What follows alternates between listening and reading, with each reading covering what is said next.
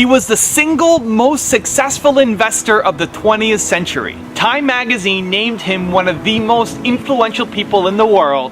He's worth over $70 billion. He's Warren Buffett, and here are his top 10 rules for success.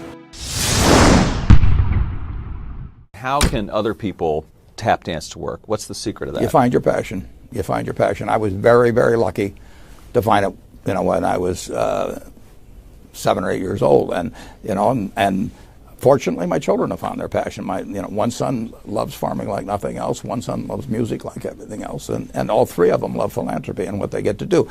You're lucky in life when you find it, and you can't guarantee you're going to find it in your first job out. But I always tell the college students that come out, I say, take the job that you would take if you were independently wealthy. You're going to do well at it.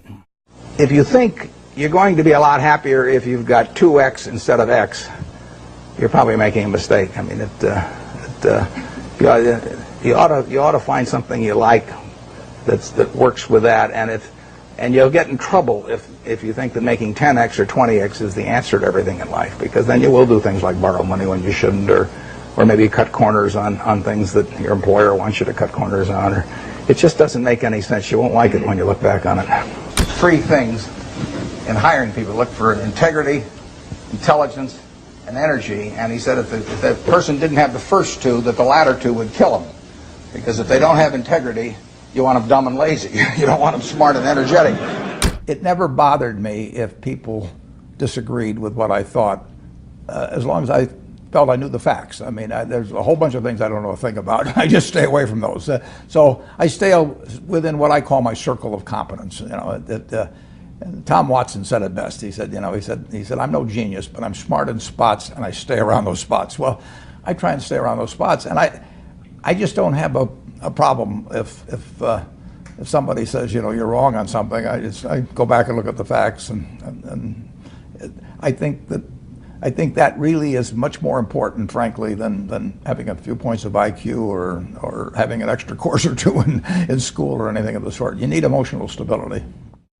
I just read and read and read. I probably read 5 to 6 hours a day. I don't read as fast now as when I was younger, but I read 5 daily newspapers. I read a fair number of magazines. I read 10Ks. I read annual reports, and I read a lot of other things too. So I've always enjoyed reading. I love reading biographies. Famous lesson about a margin of safety, that you don't drive a truck that weighs 9,900 pounds across a bridge that says limit 10,000 pounds, because you can't be that sure about it. If you see something like that, you go down a little further down the road and you find one that says limit 20,000 pounds, and that's the one you drive across. The nature of capitalism is that people want to come in and take your castle. It's perfectly understandable. I mean, if I'm selling television sets or something, there's going to be 10 other people that are going to try and sell a better television set. If I have a restaurant here in Omaha, people are going to try and copy my menu and give more parking and take my chef and so on. So capitalism's all about somebody coming and trying to take the castle. Now, what you need is a castle that has some durable competitive advantage, some castle that has a moat around it.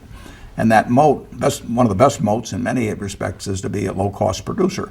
But sometimes the moat is just having more talent. I mean, if you're the heavyweight champion of the world and you keep knocking out people, you've got a competitive advantage as long as you can keep doing it. And it's very profitable if you're the one that happens to be able to do it. If you can turn out great motion pictures, I mean, Steven Spielberg, I mean, he's a fellow to bet on, and it has enormous economic value. You'd be surprised at my days. I mean, they're very unstructured, no meetings, none. I mean, I don't like meetings, and I read a lot. I wish I were a faster reader. I'd get more done, but I do read a lot, and I'm on the phone a moderate amount. Our businesses run themselves basically out there. My job is allocating capital, and that's what I'm thinking about. But I don't like to have things all packed hour to hour to hour. And Bill and I are both extraordinarily lucky. I mean, we really get to do what we like to do, the way we want to do it, with people that we choose to be around, and they're terrific. I mean, we've really got everything our way, and we're very fortunate. And in his world, he has a different kind of pace than I have, but we both love it the way we do it. And my guess is that we're each the most productive in that particular mode too, because it fits our personalities and aptitudes. What kills great businesses, if you look at, I do believe in looking at history, and I like to study failure, actually. And my partner says, all I want to know is where I'll die, so I'll never go there. And we want to see what has caused businesses to go bad. And the biggest thing that kills them is complacency. I mean, you want a restlessness, a feeling that, you know, that somebody's always after you, but you're going to stay ahead of them. You always want to be on the move. And when you've got a great business, you know, like Coca-Cola, which is, there aren't any like Coca-Cola, but you really, the danger would always be that you rest on your laurels.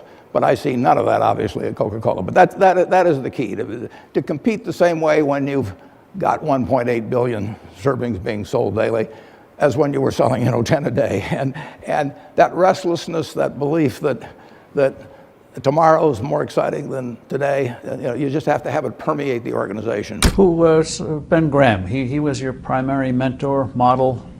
He was a wonderful man, and he was my professor at Columbia. I read his book when I was 19 at the University of Nebraska, and I'd started investing when I was 11, and I started reading about it when I was like 7. So I'd gone through I read every book in the Omaha Public Library that there was on, by the time I was 12, on investing and stock market. And I had a lot of fun, but I never really found out, I never got grounded in anything. And it was entertaining, but it wasn't going to be profitable. And then I read Graham's book, The Intelligent Investor, when I was at the University of Nebraska. And that just opened the whole thing up to me. Yeah, and I named my oldest son is named Howard after my dad, Graham Buffett, and he was a marvelous man. Never expected anything from me in return. Ben Graham, in his low teens, looked around and he looked at the people he admired, and he said, you know, I want to be admired, so why don't I just behave like them? And he found there was nothing impossible about behaving like them. And similarly, he did the same thing on the reverse side in terms of getting rid of those qualities. You have given a lot of fabulous advice, but what's the best advice that you've ever received? Well, I received it in a variety of forms, particularly from my father when I was very young. But I mean, he basically, I think, taught me how to live. Not that I did it perfectly or anything like that, but I mean, he was giving me lessons, but he wasn't doing it by preaching to me. He was doing it by example. But basically, well, the biggest lesson, in a sense, I got is the power of unconditional love. I mean, I think there is no power on earth like unconditional love. And I think that if you offer that to your child, I mean, you're 90% of the way home. And there may be days when you don't feel like it. It's not uncritical love. That's a different animal. But to know you always can come back, I mean, that is huge in life. That takes you a long, long way. And I would say that every parent out there that can extend that to their child at a very young age, it's going to make for a better human being. And you felt like you got that kind of unconditional love from your dad? I absolutely did, yeah.